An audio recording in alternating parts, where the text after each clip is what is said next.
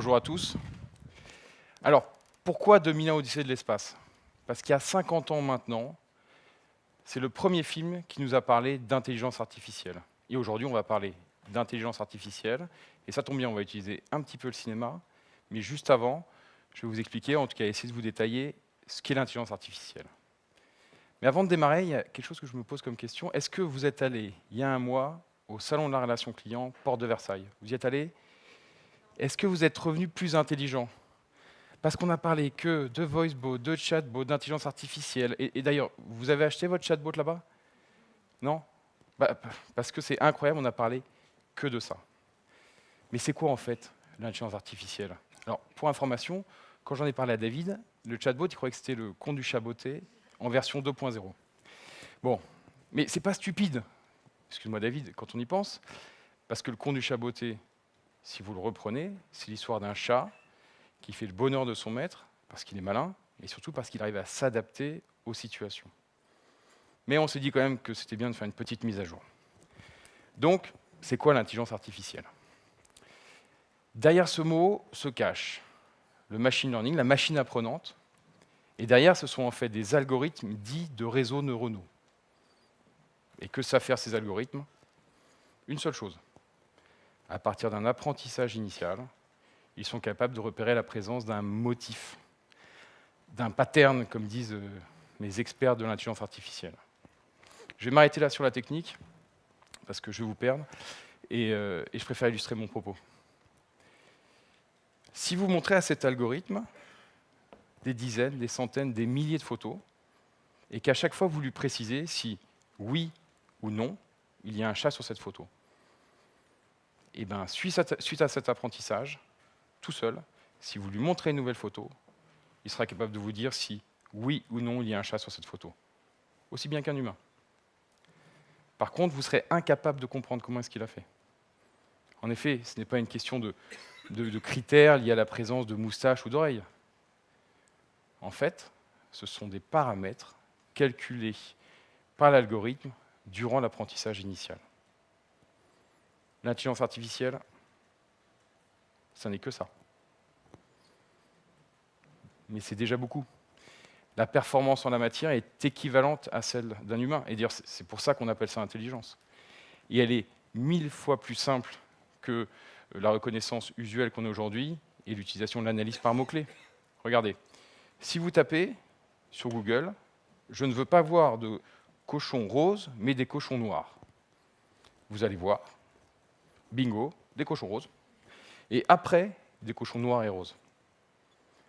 L'intelligence artificielle, au travers des réseaux neuronaux, est-elle capable de comprendre la question et de donner la bonne réponse, à savoir des cochons noirs. Appliquée à la relation client, l'intelligence artificielle permet de comprendre ce que désire le client, son intention. Imaginons, prenons un exemple, un voicebot qui a la capacité d'échange entre un humain et une intelligence artificielle via la voix pour une compagnie aérienne. Si une cliente parle et dit « je veux aller voir ma sœur demain à Marseille », l'intelligence artificielle, pour le peu qu'elle ait été bien entraînée, est capable de comprendre ce que veut vraiment cette cliente, à savoir réserver un billet d'avion. Et elle peut lier cette intention avec un lieu, Marseille, et un moment, demain. Elle peut donc ouvrir un dialogue avec des questions fermées, côté hublot ou côté fenêtre, en business ou en économie, ou des questions ouvertes, quelle est la ville de départ. Et à la fin, de finaliser le processus et de réserver le billet d'avion. Mais, vous l'avez compris, l'intelligence artificielle a besoin de l'homme. Elle n'est pas autonome. Elle est capable de comprendre ce que dit le client, mais elle a besoin de l'humain pour structurer les réponses et imaginer les dialogues. Par contre, la combinaison des deux est extrêmement efficace. Nos études montrent aujourd'hui qu'un bon chatbot et voicebot qui a été bien élevé, bien éduqué, il est capable de répondre à la demande pour une propension comprise entre 60 et 40%, en fonction du contexte. Mais surtout, avec une interface qui est 1000 fois plus simple qu'un site web ou qu'une application mobile, puisque c'est via un dialogue qu'on utilise tous depuis notre plus jeune âge. Et d'ailleurs, pour vous prouver que l'intelligence artificielle a besoin de l'humain, je ne suis pas venu seul ce soir, Je suis venu avec Leïla. Leïla, vous pouvez l'applaudir. Est-ce que tu peux venir avec moi?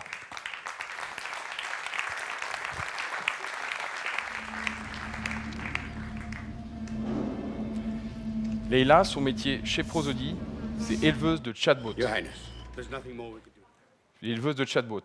Elle est là pour l'élever, le nourrir, qu'il soit plus performant, plus efficace, pour répondre aux demandes de vos clients. Donc ce soir, vous pourrez dire que vous avez vu une éleveuse de chatbot. Et d'ailleurs, on va faire un test. Leïla, es-tu bien un humain ou es-tu un robot? Non, je ne suis pas un robot. Super, très bonne nouvelle, j'en étais sûr de toute façon. Et d'ailleurs, Leïla est à votre disposition après le talk, durant le cocktail, pour échanger avec vous sur ce nouveau métier qui est éleveuse d'intelligence artificielle, éleveuse de chatbot, de voicebot, nouveau métier qui va exploser dans les années futures parce que l'intelligence artificielle a besoin de l'humain. Merci beaucoup, Leïla, je t'en prie. On peut l'applaudir, merci.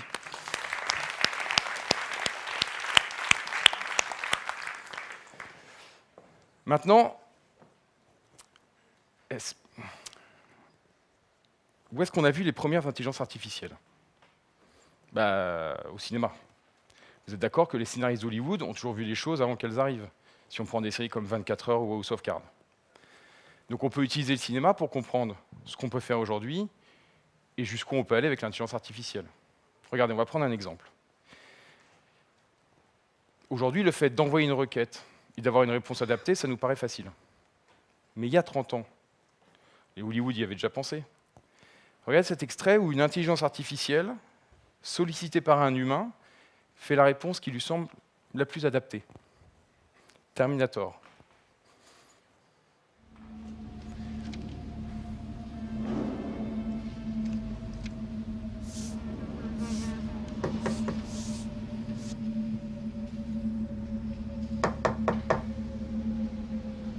Hey, buddy, you got a dead cat in there or what?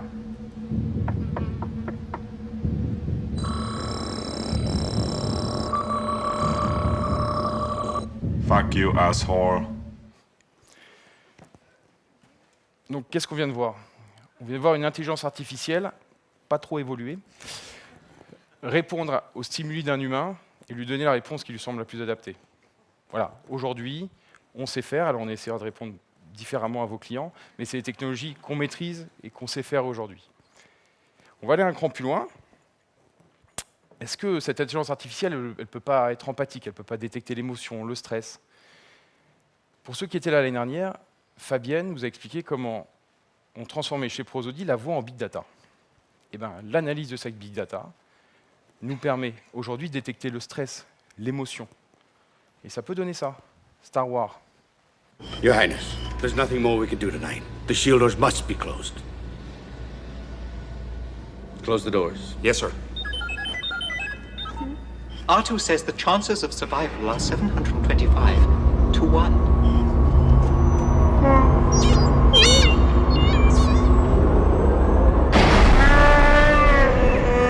Actually, R2 has been known to make mistakes. Alors, qu'est-ce qu'on a vu là aussi?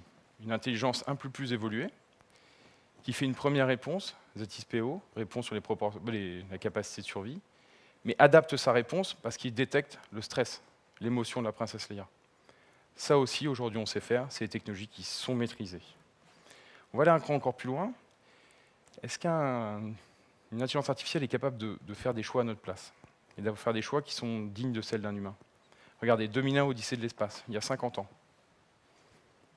Open the pod bay doors, Hal. I'm sorry, Dave. I'm afraid I can't do that. What's the problem? I think you know what the problem is just as well as I do. What are you talking about, Hal? This mission is too important for me to allow you to jeopardize it. Qu'est-ce qu'on a vu là?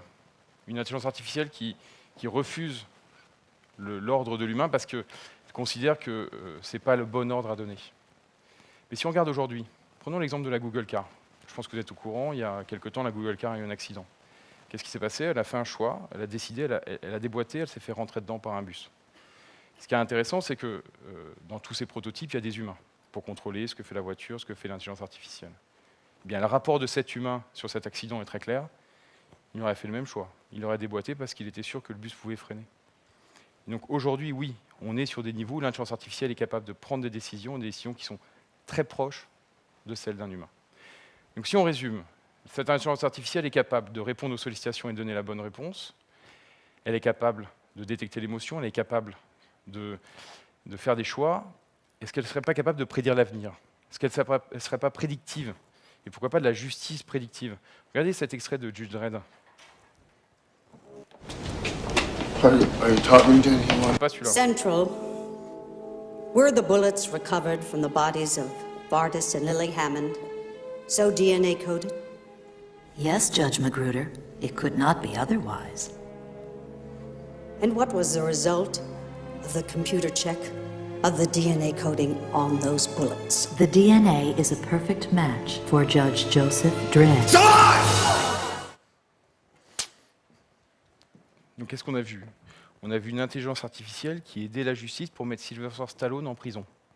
Mais hormis ça, je ne sais pas si vous savez, il y a maintenant 3 semaines, les tribunaux de Rennes et de Douai ont décidé de lancer la première expérimentation de justice prédictive. Une dizaine de magistrats se sont portés volontaires pour tester cette plateforme. Alors bien sûr, on ne parle que du civil, pas du pénal dans un premier temps.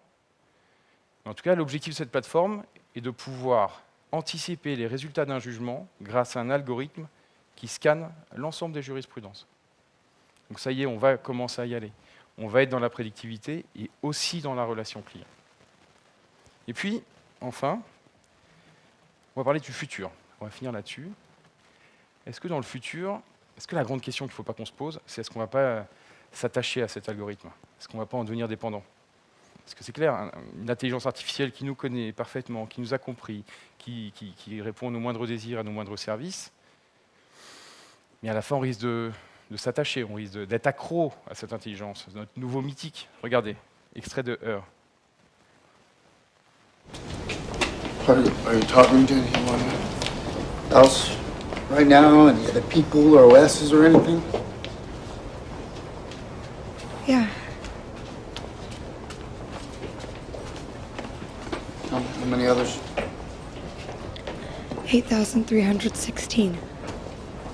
Are you in love with anyone else?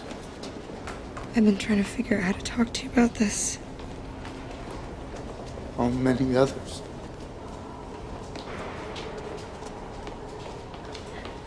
641. What?